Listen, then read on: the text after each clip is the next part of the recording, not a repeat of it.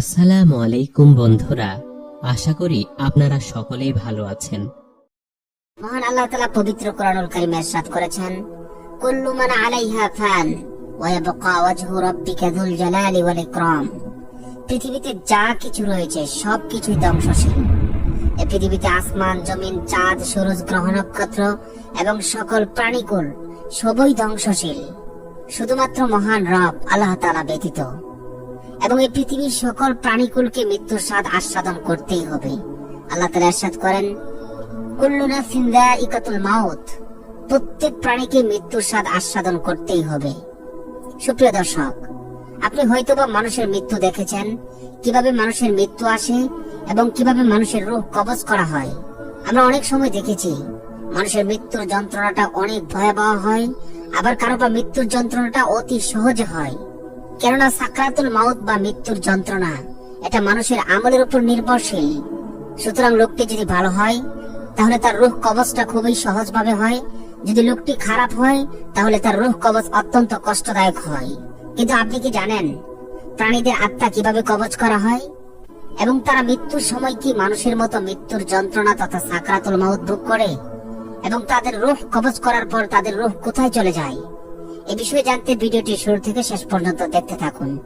সুপ্রিয় দর্শক, বর্ণিত রয়েছে একদা ইমাম জাফর সাদিক রাহিমাহুল্লাহ তাআলার নিকট এসে এক ব্যক্তি জিজ্ঞেস করলেন, এই পৃথিবীতে তো আল্লাহ তাআলা শুধু মাখলুকাত হিসেবে মানুষকে সৃষ্টি করেননি, বরং অসংখ্য অগণিত মাখলুকাত সৃষ্টি করেছেন যা মানুষের তুলনায় বহুগুণ বৃদ্ধি পেয়েছে। কিন্তু আমরা সচরাচর দেখতে পাই যে সমস্ত প্রাণীগুলোর অপমৃত্যু হয়, যেমন রোড অ্যাক্সিডেন্ট অথবা খাঁচায় বন্দী। এই সকল প্রাণীগুলো মৃত্যুবরণের পর তাদের মৃত লাশ আমরা দেখতে পেলেও এই পৃথিবীর অসংখ্য অগণিত সৃষ্টিরাজি মৃত্যুবরণের পর সচরাচর তাদের লাশ আমরা কেন দেখতে পাই না? ইমাম জাফর সাদিক রাহিমাহুল্লাহ তাআলা বলেন, মহান আল্লাহ তাআলা এই পৃথিবীর নিজাম সুন্দর ও সুষ্ঠুভাবে পরিচালনার জন্য মানুষ ব্যতীত অন্যান্য প্রাণীকুলের নির্ধারিত মৌতের আগে আগে আল্লাহ তাআলা তাদেরকে ইলহাম করে জানিয়ে দেন তাদের মৃত্যুর সময় গড়িয়ে এসেছে।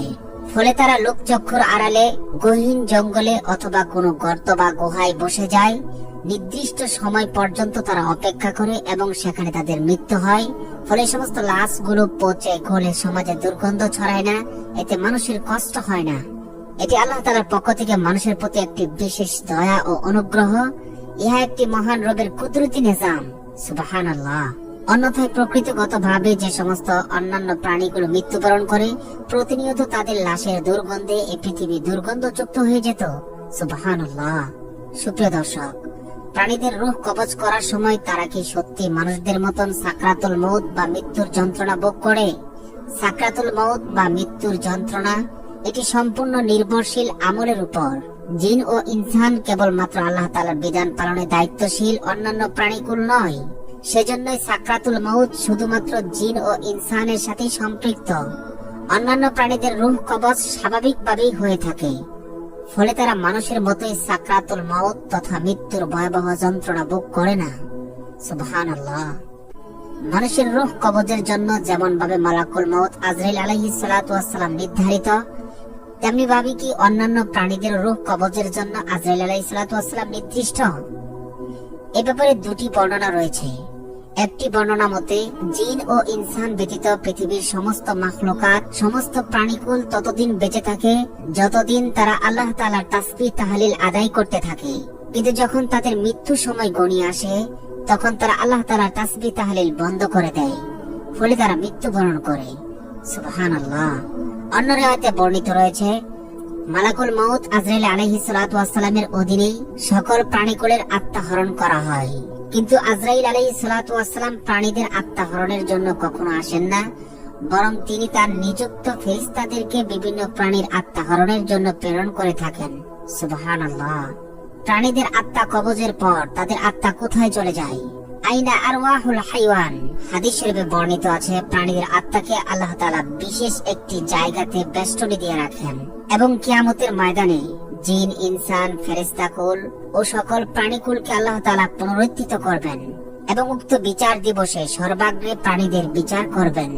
যেমন দুনিয়াতে কোনো সবল প্রাণী দুর্বল প্রাণীর উপর আক্রমণ করেছে, সবল কুকুর দুর্বল কুকুরকে কামড়ে দিয়েছে, সেই হিসাবটাও আল্লাহ তাআলা বিচার দিবসে পুঙ্খানুপুঙ্খানুভাবে করবেন।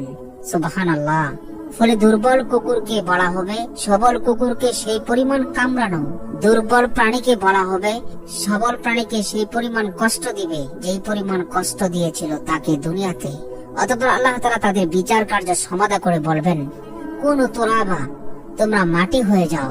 এজন্য আল্লাহ তাআলা বলেন, কাফিররা এই দৃশ্য দেখে বলতে থাকবে, ইয়াকুলুল কাফিরু ইয়া লাইতানি কুনতু তুরাবা, হায় আফসোস, যদি আমাদেরকেও প্রাণীদের মতন স্বাভাবিক বিচার করে মাটির সাথে মিশিয়ে দিত তাহলে কতই না ভালো হতো।